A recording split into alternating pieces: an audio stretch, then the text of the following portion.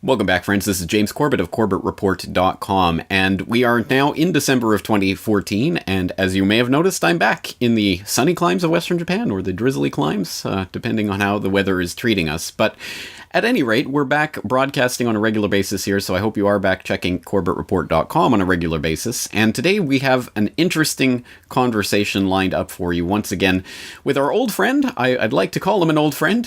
He's a recently discovered old friend, Lionel, the veteran radio broadcaster and media personality at LionelMedia.com. Lionel, you listeners might remember our previous conversation on Little Brother and the third rail of conspiracy theorizing, but if you haven't checked that out, of course, the link will be in the show notes so that you can do so. Lionel, thanks so much for coming back on the program. Oh, thank you. In fact, the response was absolutely overwhelming. It was a fantastic interview. So once again, I really do hope people did check that out. It was really fascinating for me, and that's the only criteria I have. So that should be good enough. I want to tell you something before we do this. Let me just provide you with a little bit of an encomium, a panegyric, a paean, applaud it if I can. This is the future. You do know this. Everybody knows this. I just am so thrilled to be a part of a revolution. That's all I want to say. This is the garage band of information. This is the Steve Jobs of dissemination. I couldn't agree more. In fact, that's the entire raison d'etre of this website and this podcast and this broadcast. So thank you so much for that. And let us proceed from there straight into our conversation today on a very interesting topic, one that at least is very interesting to me. And I'm going to take our lead from an article that appeared in the journal-neo.org publication, the New Eastern Outlook, by another friend of the Corbett Report, Maram Susli, better known as Syrian Girl, who wrote an article, What the Fake Sniper Boy Video Tells Us About Media Experts. And this article starts by talking about the many mainstream media websites helped a fake video go viral this month.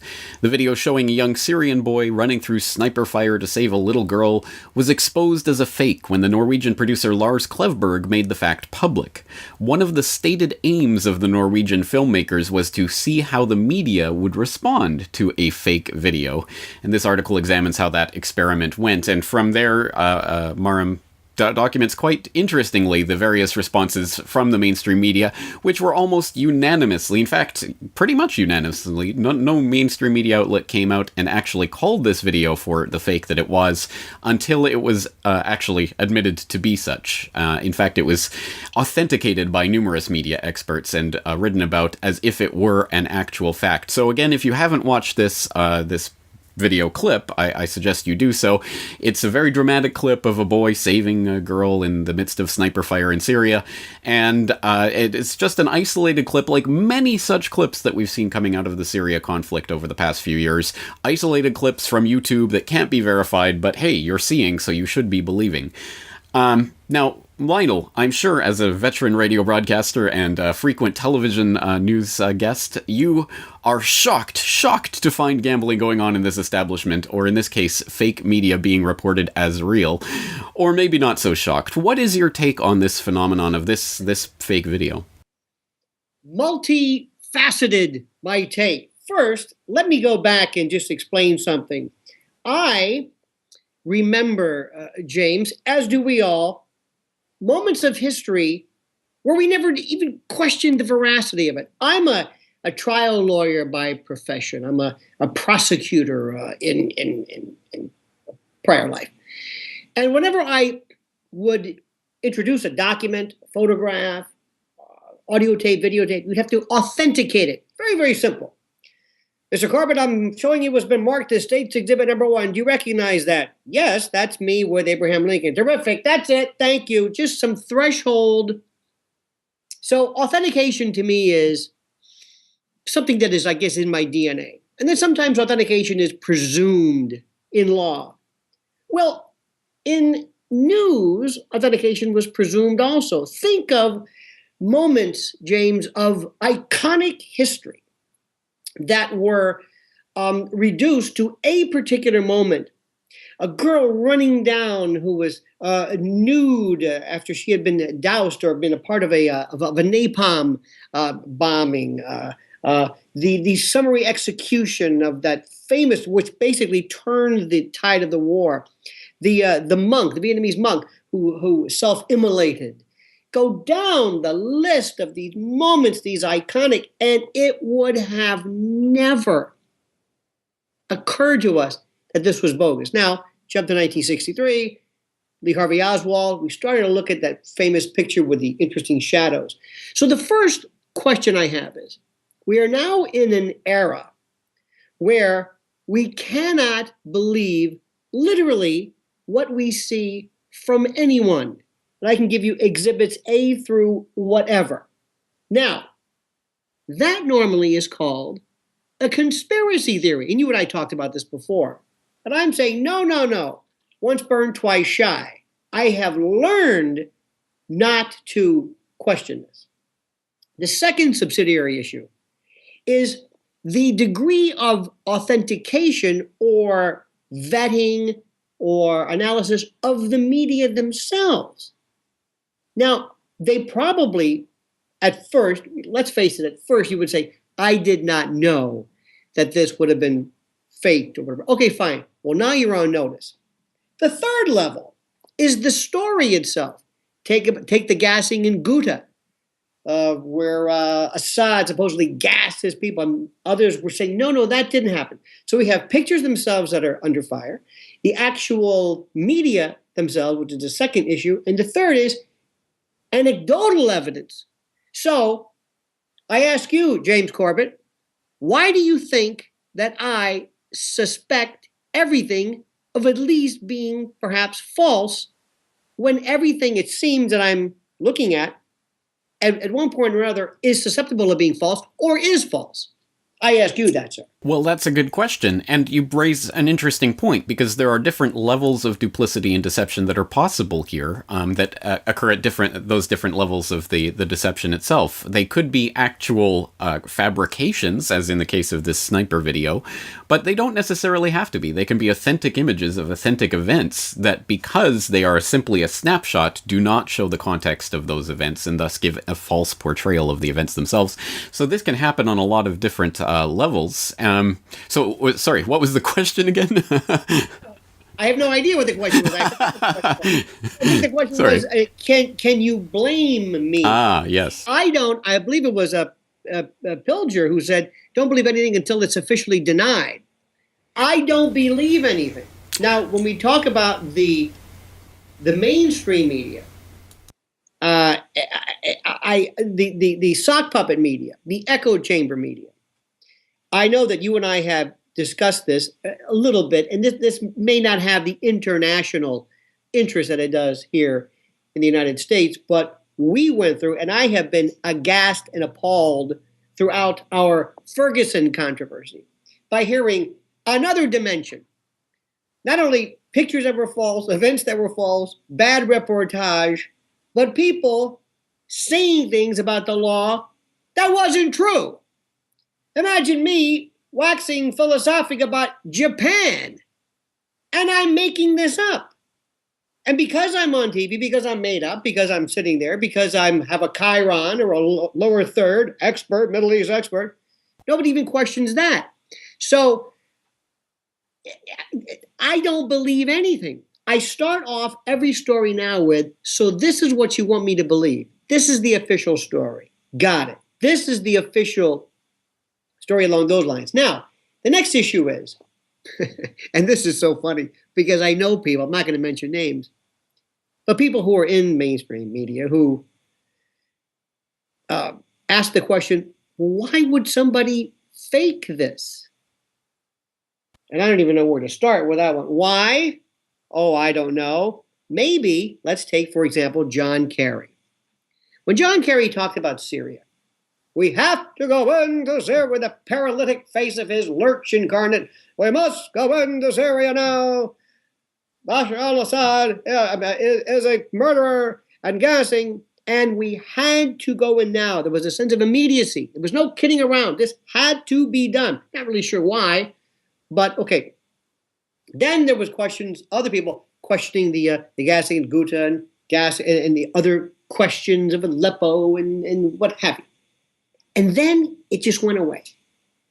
Not only do we believe everything, we're amnesic.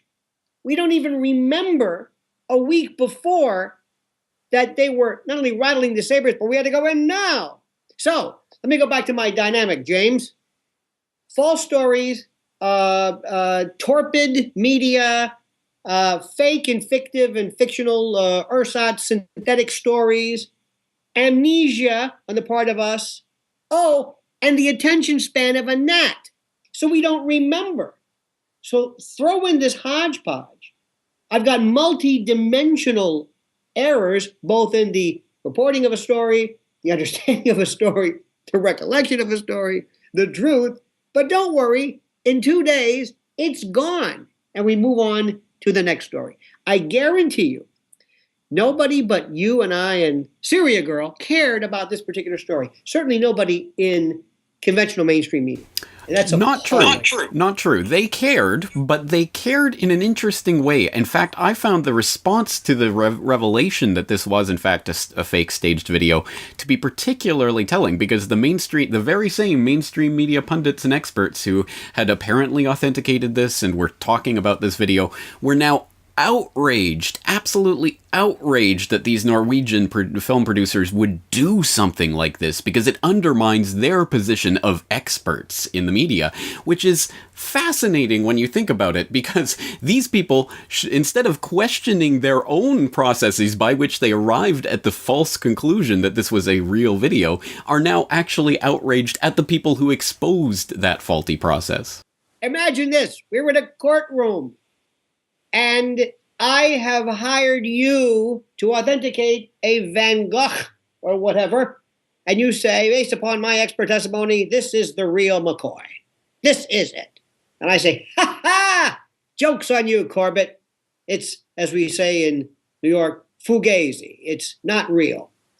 And you then, instead of being embarrassed, apologetic, obviously caught, not really that good, you've been exposed as the imposter. If anything, your credentials. No. You turn around and say, how dare you question the great Oz?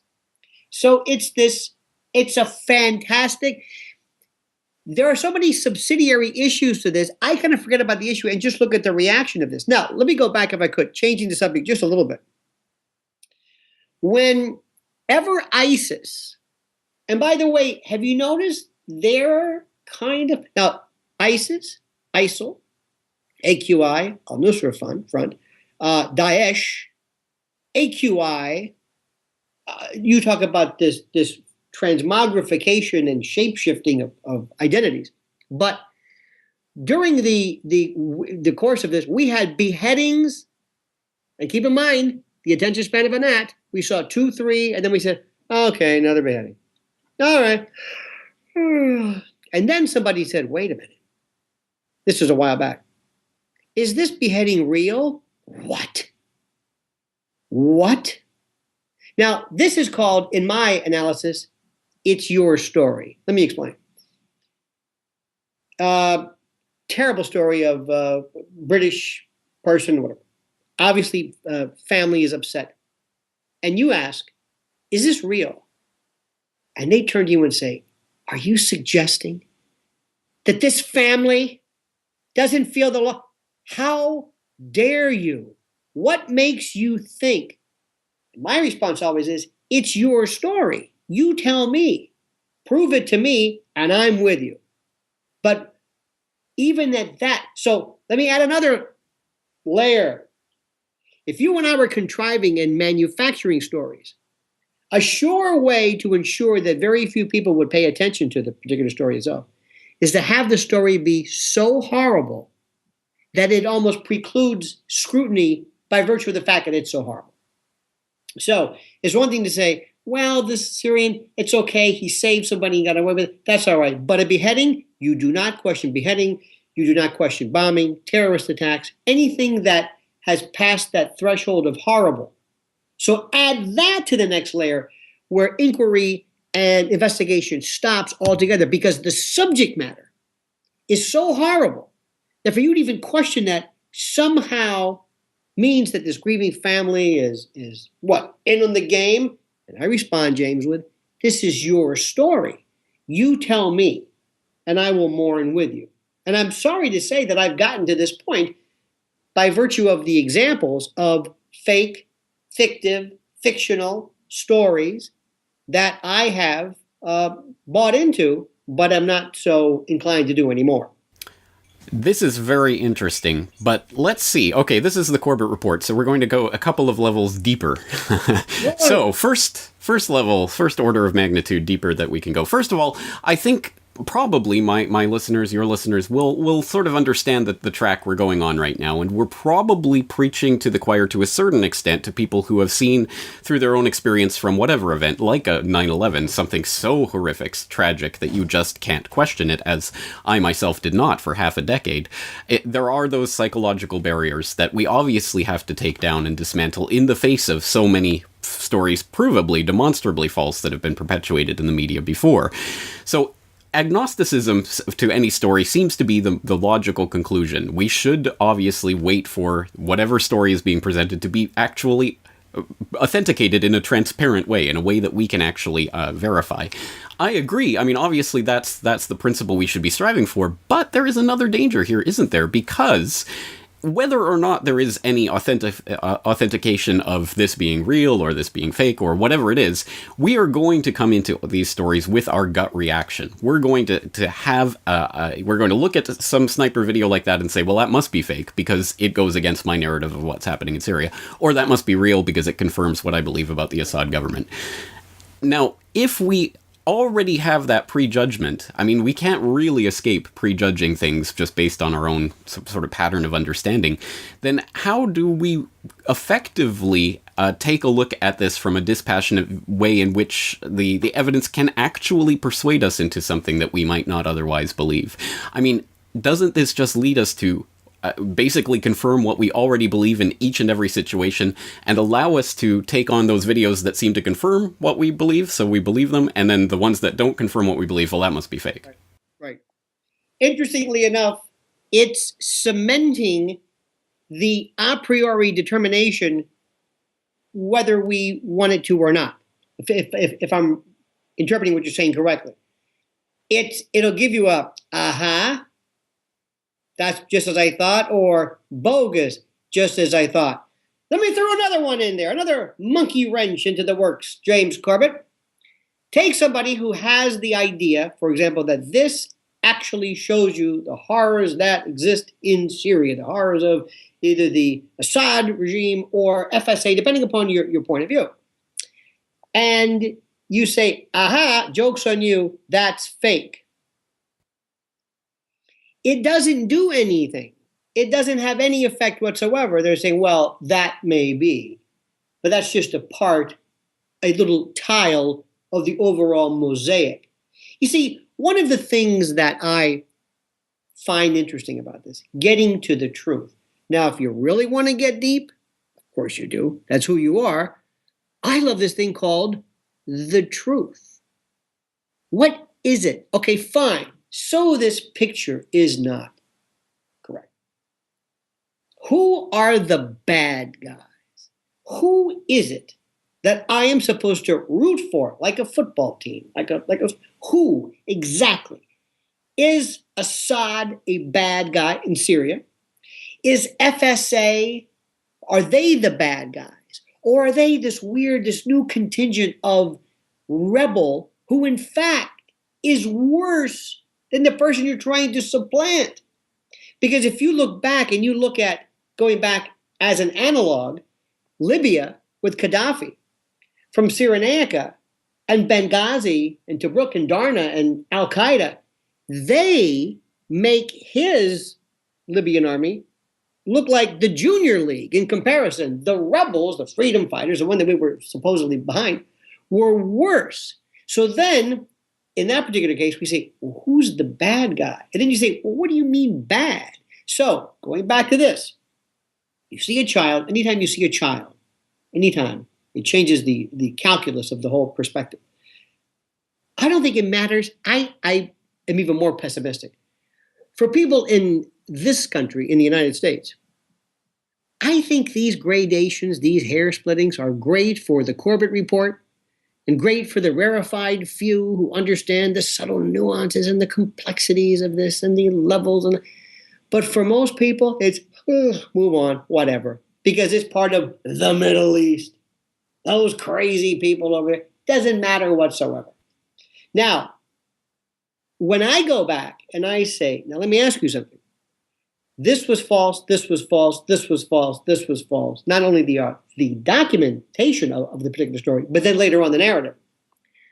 And I'm not bringing up 9/11. No. But I ask friends of mine, do you understand now maybe a little bit about my incredulity? Because remember, let's patent the Corbett/Lionel's law.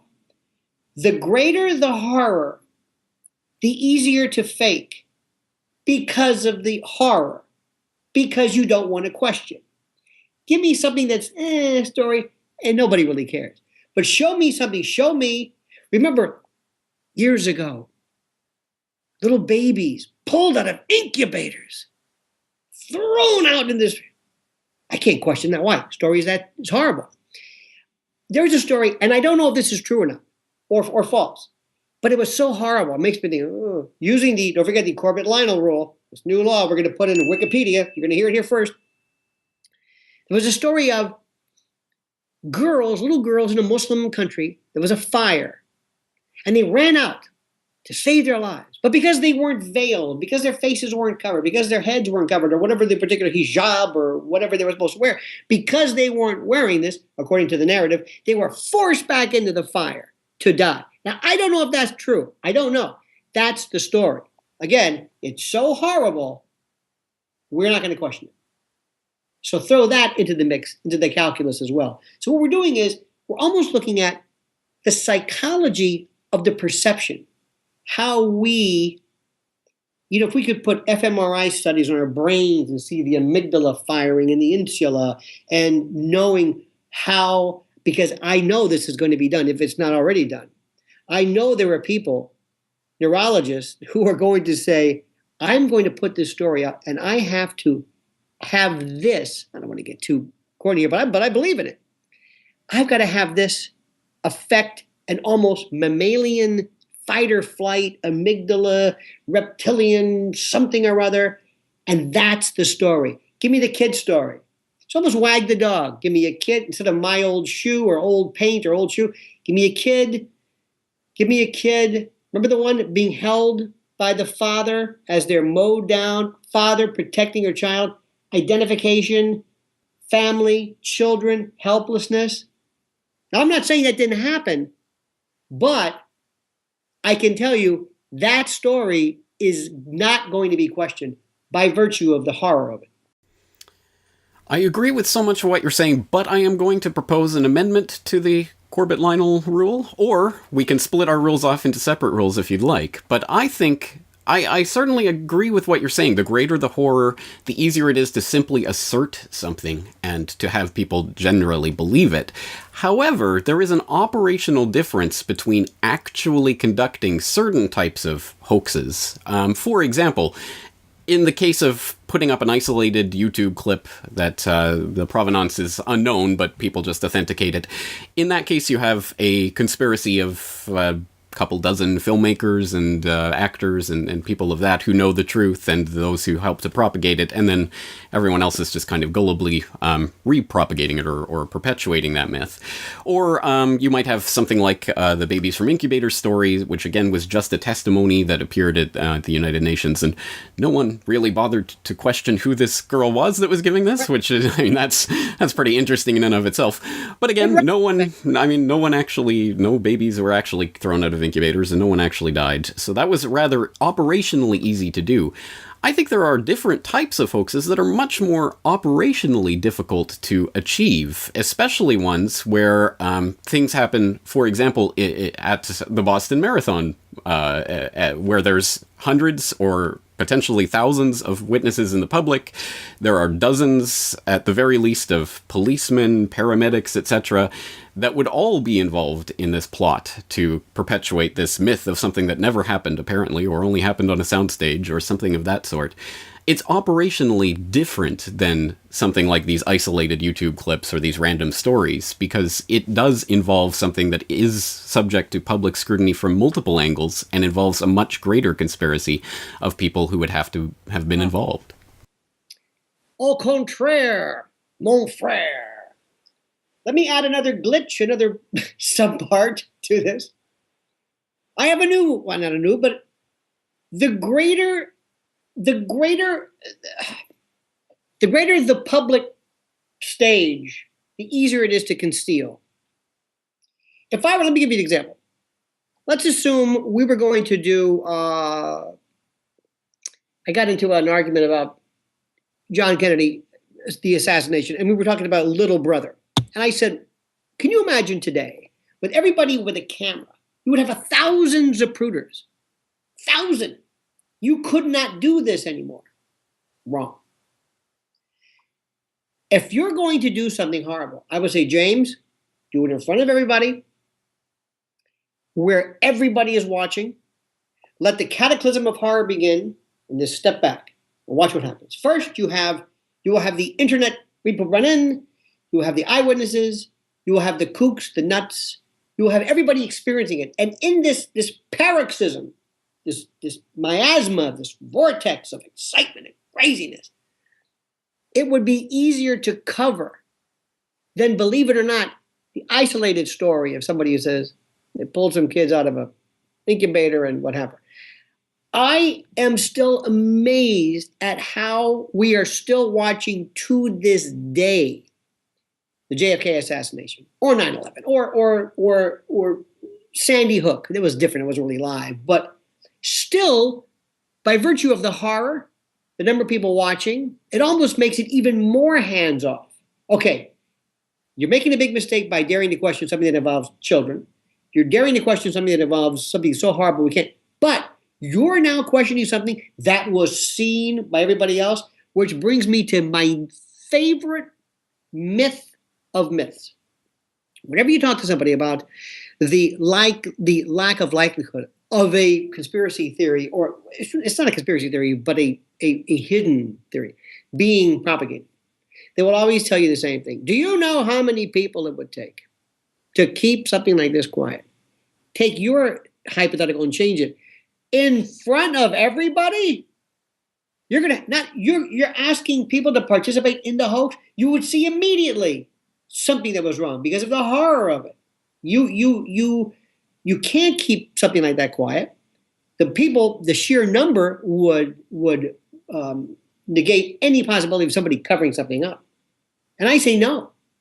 The greater the forum, the greater the theater, the greater the audience, the more that's talking, it works against.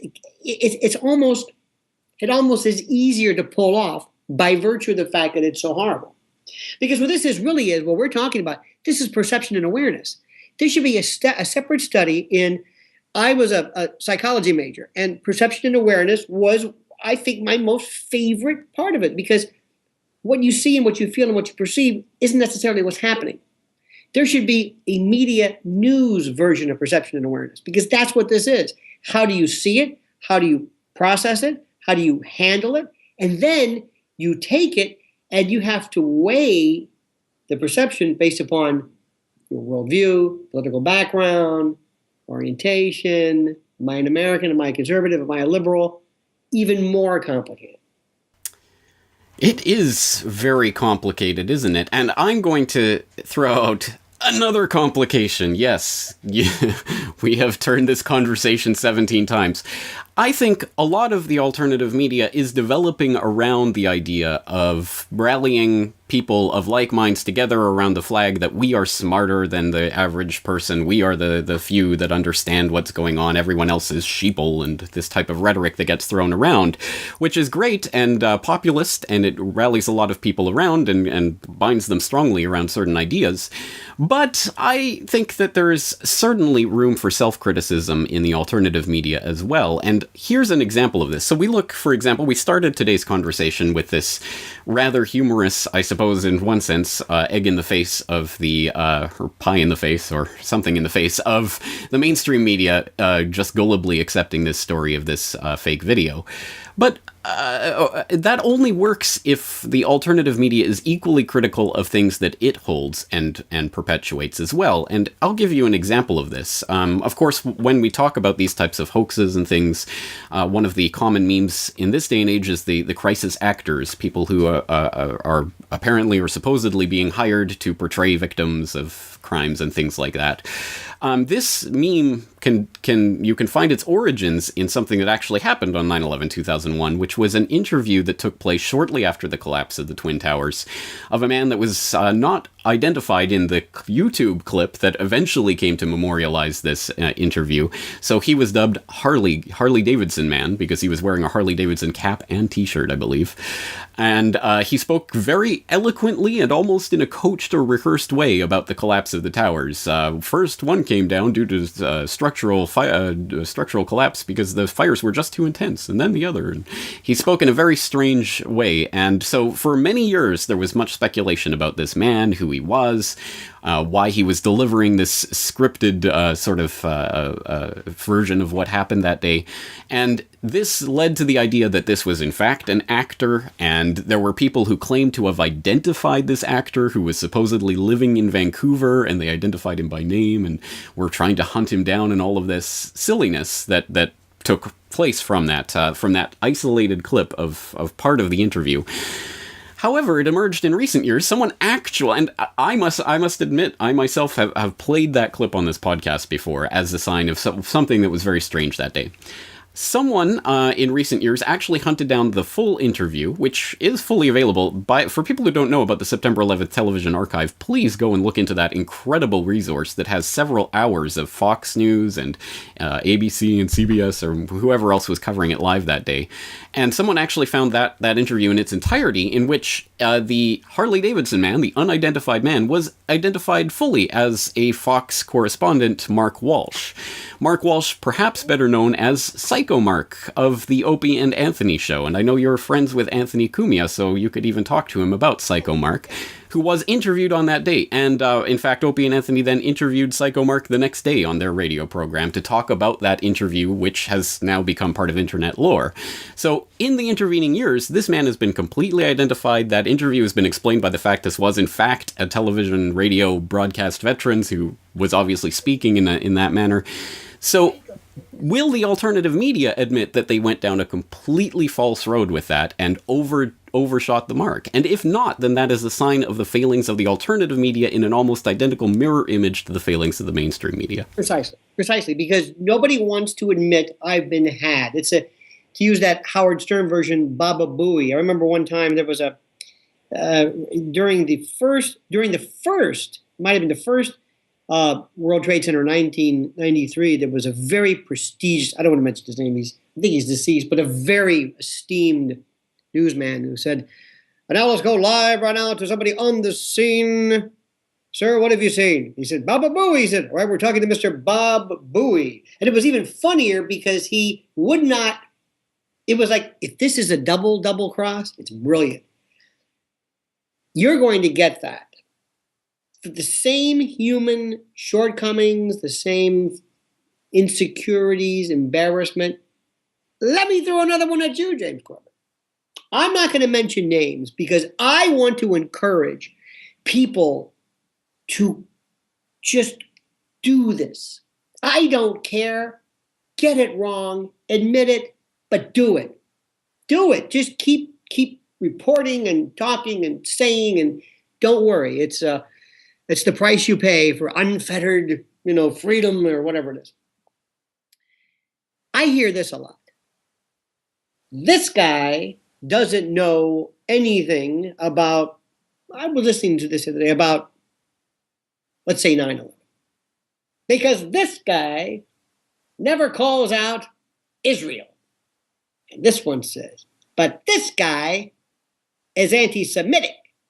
And this guy doesn't know anything, but this guy doesn't understand the banking connection. But this guy doesn't understand. So adding to our, I forget what stage right now, within the alternative media, you'll have the, do you ever get a pizza delivered and it says, "You've tried the rest, now try the best"? Kind of puffery.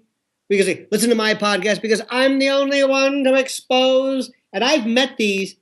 Everything begins and ends with Israel. That's it. And I'm going to say, okay, got it. Other people, it's the Illuminati. I'm not even sure what the Illuminati are. That's fine. It's HAARP. It's HAARP. It's the weather. It's okay, fine. So within, I don't want to say our group, but within people who come forward, you have not only people who get it wrong, but who dare say that I'm the only guy who gets it right. You've got a bias. Oh, Mr. Japan, huh? Well, of course, I know what you're doing. I was watching somebody on RT, Russia say, Russia Today, huh? Russia. What does that mean? I don't know. I'm just saying that. Arguing 50s Cold War. So you know what? You get it. But one of the things, James, I promise you, everybody listening should understand this. When you are caught, you let people know. Give you an example, nothing to do with this. Years ago on a show called West 57th Street, I believe, the amazing Randy was exposing this charlatan, this supposed evangelical healer. And they said, the amazing Randy has joined us. Randy, what are you going to do? We have a receiver, and we believe that this man, this evangelical, his wife, was actually going out and interviewing the people beforehand. And then she, on a recorder or a microphone, is transmitting signals to the husband. Let's see right now. And they listened in, and you could hear her saying, "All right, third row, guy with a beard. He's got diabetes. You have diabetes." And they nailed him. So whoever the recorder, whether it was Meredith Vieira in those days, I don't know, she had him dead to rights. He said, "Let me tell you something, Mr. Reverend. I want you to watch something." He said, "Yes, ma'am." Very polite Southern gentleman. "Yes, ma'am." "Is that you?" "Yes, ma'am." "Is that your wife's voice we're hearing?" "Yes, ma'am." "So that's not the voice of God, is it?" "No, ma'am."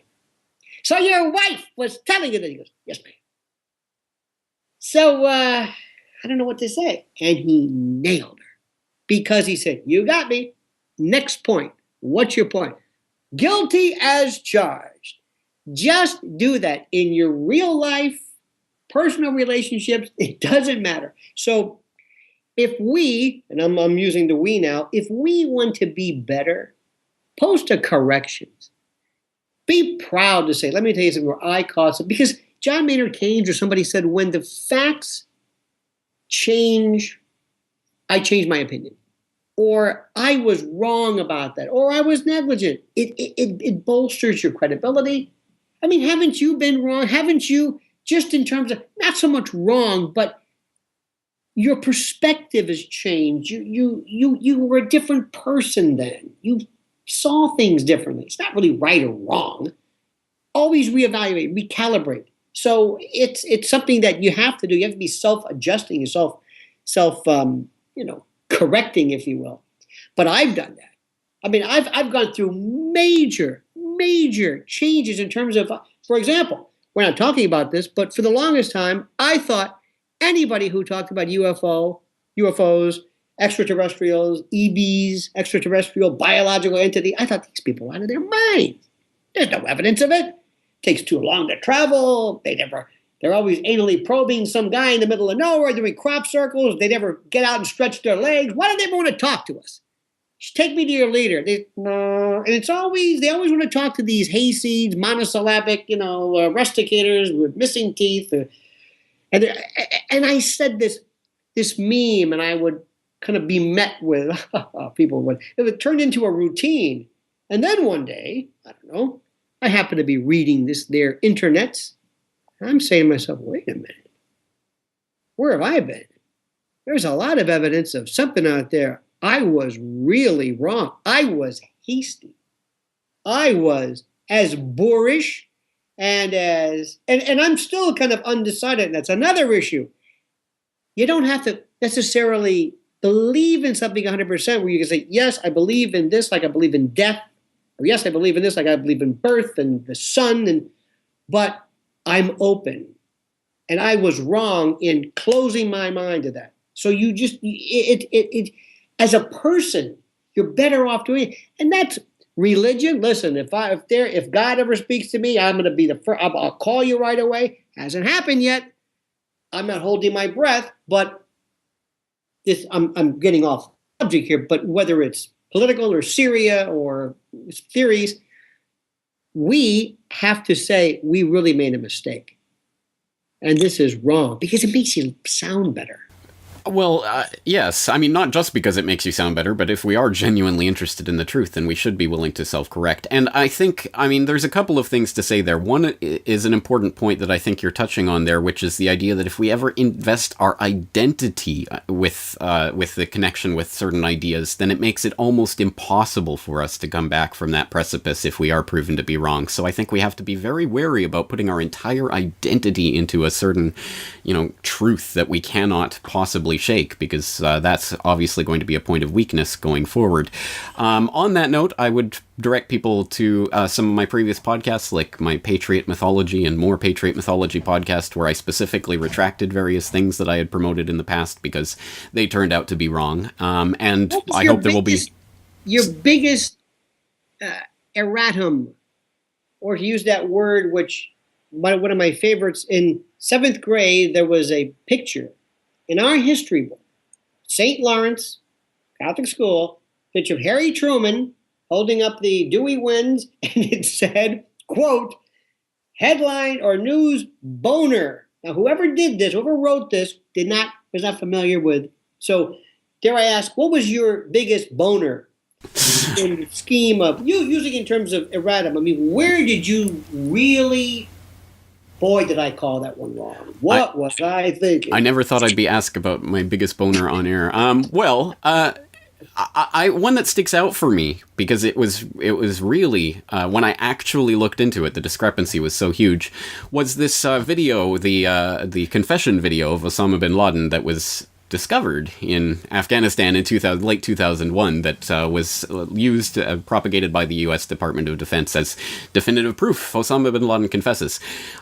It had been floated in the alternative media, and I had unquestioningly parroted the idea that this was not Osama bin Laden at all, because the various still footage from that video that had been propagated online showed a ridiculous, squashed, fat-looking man that didn't look anything really like Osama bin Laden, that was claimed to be Osama bin Laden. So that was sort of the standard line that was propagated in the alternative media at the time. It wasn't bin Laden at all. It was just a poor actor. Actually going and finding the video and actually watching it, combined with some articles by some people who had broken it down, showed that, in fact, yes, it was absolutely Osama bin Laden, and it was a format conversion from NTSC to PAL, or PAL to NTSC, or something like that, which actually flattened the image, elongated it so that at certain points it does look very strange and deformed. Is this the famous one where he was in like a cinder block room and he was very dark and he was left-handed versus right-handed? Yes. So it was referred to commonly as the Fat Bin Laden video, because this wasn't Bin Laden, it was Fat Bin Laden. I had propagated that in the past. When I actually looked into it, I saw this was clearly Bin Laden, and there was a very complicated but interesting explanation about the various format conversions and the details of where this was found and what was at the beginning of the tape.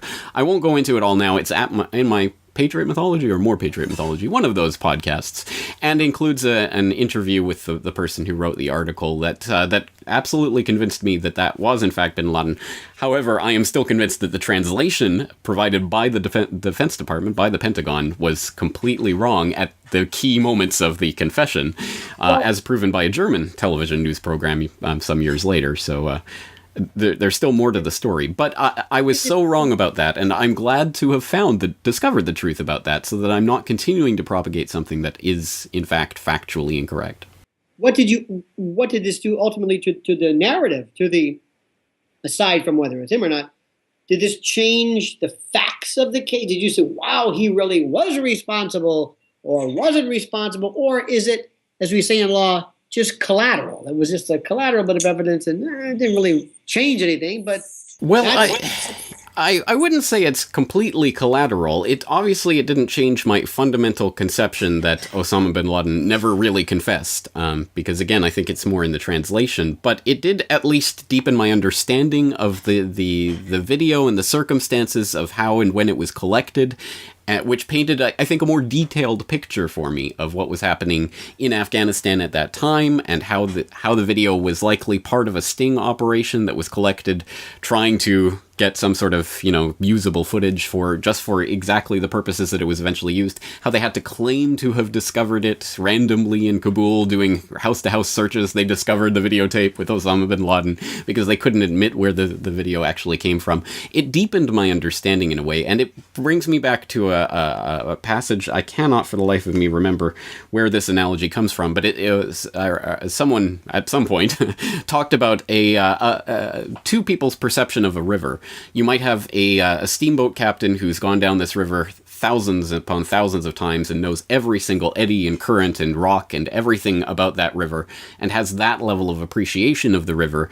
And you might have someone, maybe a passenger on his steamboat, who's never been on the river before, doesn't know anything about sailing or anything, and just is going and just enjoying the ride. They may both appreciate the river, but in completely different ways. And perhaps you could say that the steamboat captain has a deeper appreciation of that river.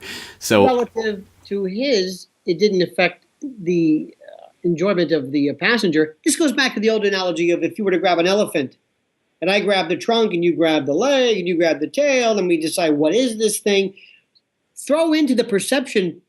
By the way, the complexity of this is, I love this. I live for I want multiple layers of things. But let me also throw in bias. Let me throw in bias, especially somebody in mainstream media who has made a lot of money and a lot of fame doing this, whatever this is. And it goes back to Pavlovian conditioning, operant conditioning, Skinner, you name it. He received praise. His behavior was shaped by believing and propagating this particular way of thinking. So this person now is going to say, I'm going to do it again because I want to replicate and I want to enjoy that fame and the fortune. I'm not going to give up now. They like me now as a misogynistic, right-wing, left-wing, commie, whatever that is. That's also in our bit a new bias. I know people, as I mentioned before, there are people who are, for example, James Corbett. Not that there is, but they pick a big name in alternative media and say, yeah, but he says this. So you have that particular perspective also. And then give you another one. This is the worst thing for most people. Everybody, I think, in the course of their life goes through a period of time where they claim to be a libertarian, normally in college. It's this very simple thing where you say, freedom, smoking dope. Yeah, I can dig that. Libertarian, I like that. And then you tell them, hey, Mom, Dad, I'm a libertarian. You're what? Wow, I like this. I'm a rebel. I'm a libertarian. And then it goes, and I'm not suggesting people, there are deep-seated. Well, I have thought myself of being a libertarian. This is why I totally eschewed and rejected the whole label thing years ago. Until I started listening to what these people talk about austerity and economics and part of this thing called libertarian. So now, James, I am able to say, I'm a cafeteria, whatever it is. I like this. I like what Rush Limbaugh says about this. I like what Sarah Palin says about this. I like what Howard Zinn said about this, and Dershowitz, and Jesus, and Mahatma Gandhi, and Goebbels, and whoever. I'm a cafeteria. I can say I like that. Very, very few people are able to divorce themselves and disabuse themselves of a label, the left-right paradigm, whatever you want to call it. It's very difficult for people to do that because they say, what are you getting at? And you can say, that makes sense. That makes sense. I reject a lot and I accept a lot. Years ago, I was very, very resistant to people who were of faith, people who were religious, that they borderline on psychiatric problems. Some do, but not necessarily so. I am not religious. I'm irreligious, but I've lightened my antipathy towards that. Also, because of that, my skew of the news when it comes to a religious matter changes. Because when somebody is against gay marriage, years ago I would say, he's out of his mind, he's a bigot, he's a hateful person. I may still think that now, but I can say yes, but you have to temper that a little bit with the fact that kind of the way they were born, the way they were raised, the way they were, doesn't change my opinion, but it tempers and affects my, reaction, antipathy, dislike, or agreement. So that's nuance. And nuance and grays are something that people, God, especially in talk radio, never go on and commercial terrestrial say, I'm not sure. I don't know. Is capital punishment wrong? I don't know. No. That may be great for dinner table talk, but not there. So it is the death sentence. So my thing is that I am so at home with not committing to a position and just giving you my observation based upon this now. And if the facts change, as Kane said, I'll change my opinion. I have no problem with that. That's why I get so upset when they say, you're a liberal. Liberal? What are you talking? You're a conspiracy theorist. No, I'm not. I'm not anything. I may take from moments. I'm an omnivore, an intellectual omnivore, so to speak, but I'm not of any particular orientation, so connected with it that you can give me a name. That's the worst thing. But in terrestrial talk radio, you better do that or else you're through. Yes, you need to brand yourself, you need an identity, and you need to have a team to play to. Yes, well, nothing really delights me more than the thought that there are people right now who are outraged at us even having this conversation. Just speak plainly and just say the truth, and why are you talking about this philosophical garbage? Nothing delights me more than the fact that there are people outraged that we're even discussing this right now, because honestly, I think if the Corbett Report contributes anything to this world, I hope it is at least leaving a little bit more space for reflection, criticality, and philosophical thinking with regards to this media production that is happening right now, this alternative media production that's happening, which needs to happen. And I agree. I think more voices to the mix is a good thing, not a bad thing. It just, of course, brings with it its own biases and dangers that we have to be aware of. So I think, again, the ideal is to take ourselves out of that matrix as much as possible and achieve that nirvana of I'm completely unbiased. I don't think we'll ever get there, but we can strive for that as an ideal and think about the various ways that we can fall into pitfalls and traps along the way. Having said all that, we've had a very lengthy and interesting conversation so far, so I think we'll wrap it up there at this point. But is there anything you'd like to direct the listeners to, or with regards to your own media, or any appearances that you'd like to tell people about? The simple thing is you go to lionelmedia.com. I do podcasts and I do regular postings and the like. My YouTube channel at either Lionel Y2K or Lionel Nation. I thought that's pretentious. I like the Lionel Nation. So look for that. And also, Twitter is, to me, the lifeblood, the pulse, the synapse of the world. And that's at Lionel Media. And let me just tell you, I am an absolute huge fan. What you did on Gladio 2, that has to be a required viewing. And I'm serious. For people in school, whether in grade school, whoever can understand that. That is such a critical, what you and Sybil Edmonds have done is absolutely amazing. And so I want to just throw that one in because I was watching you just the other day. I think all 67 chapters of that. It's one of the most thorough and entertaining pieces I've ever seen, sir. It's one of the most important pieces of information I've ever attempted to convey, so if I've done anything towards the way of inciting curiosity in that, then that's, I think, at least my part of the job done. But I certainly hope others will continue to propagate that information because it is so important.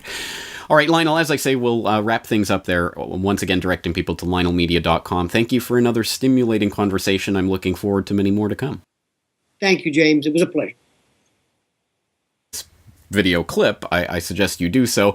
It's a very dramatic clip of a boy saving a girl in the midst of sniper fire in Syria, and it's just an isolated clip, like many such clips that we've seen coming out of the Syria conflict over the past few years. Isolated clips from YouTube that can't be verified, but hey, you're seeing, so you should be believing.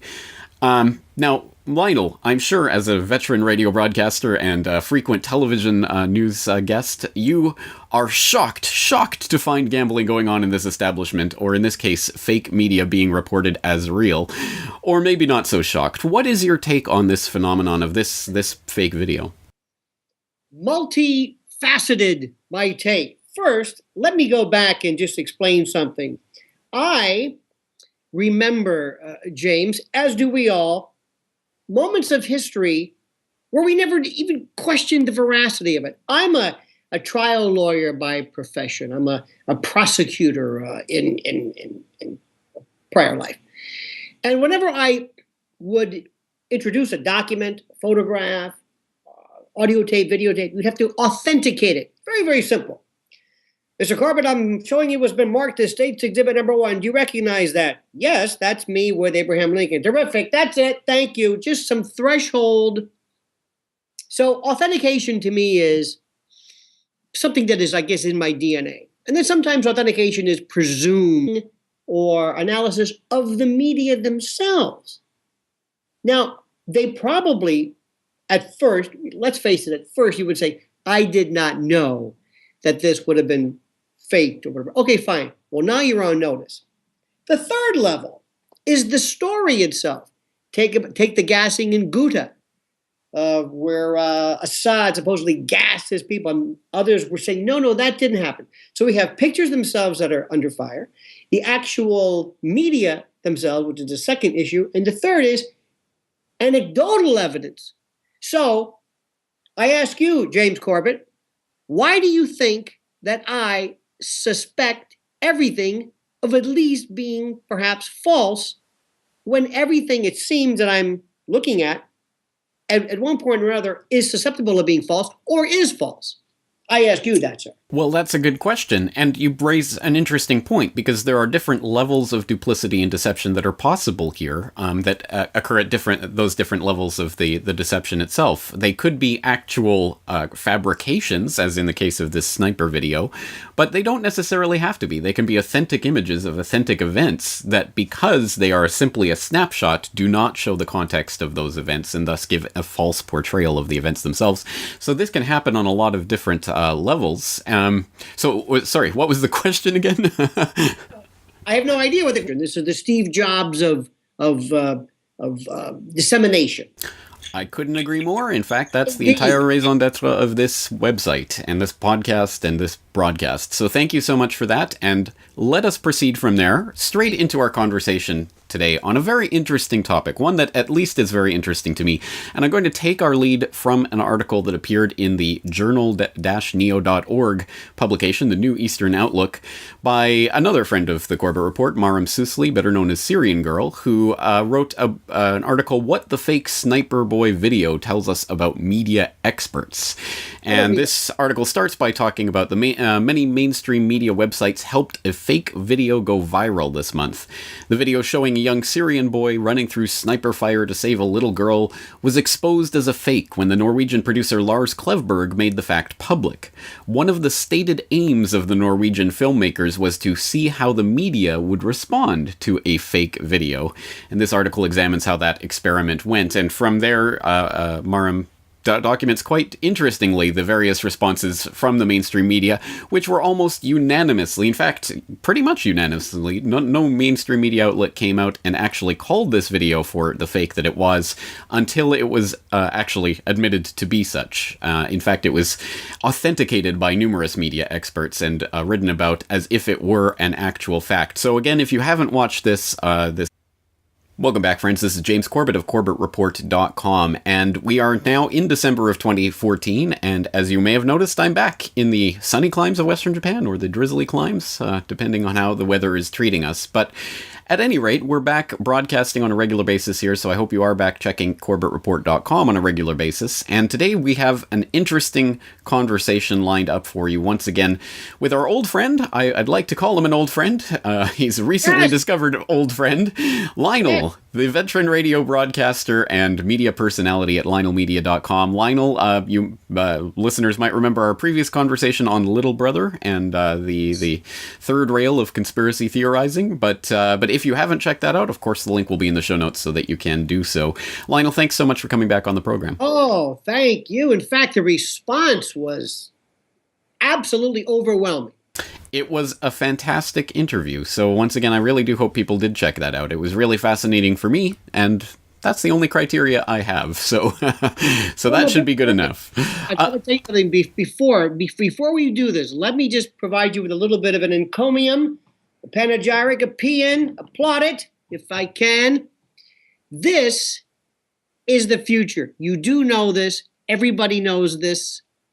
I just am so thrilled to be a part of a revolution. That's all I want to say. This is the garage band of information in law. Well, in news, authentication was presumed also. Think of moments, James, of iconic history that were reduced to a particular moment. A girl running down who was nude after she had been doused or been a part of a napalm bombing. The summary execution of that famous, which basically turned the tide of the war. The monk, the Vietnamese monk who self-immolated. Go down the list of these moments, these iconic, and it would have never occurred to us that this was bogus. Now, jump to 1963, Lee Harvey Oswald. We started to look at that famous picture with the interesting shadows. So the first question I have is, we are now in an era where we cannot believe literally what we see from anyone. And I can give you exhibits A through whatever. Now, that normally is called a conspiracy theory. And you and I talked about this before. But I'm saying, no. Once burned, twice shy. I have learned not to question this. The second subsidiary issue is the degree of authentication or vetting